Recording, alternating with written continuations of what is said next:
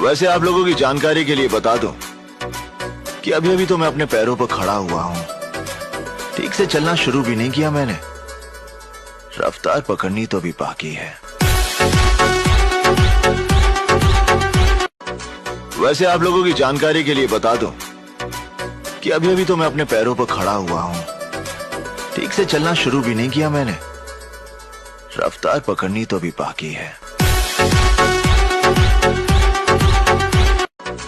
वैसे आप लोगों की जानकारी के लिए बता दूं कि अभी अभी तो मैं अपने पैरों पर खड़ा हुआ हूं। ठीक से चलना शुरू भी नहीं किया मैंने, रफ्तार पकड़नी तो भी बाकी है। वैसे आप लोगों की जानकारी के लिए बता दूं कि अभी अभी तो मैं अपने पैरों पर खड़ा हुआ हूं। ठीक से चलना शुरू भी नहीं किया मैंने, रफ्तार पकड़नी तो भी बाकी है।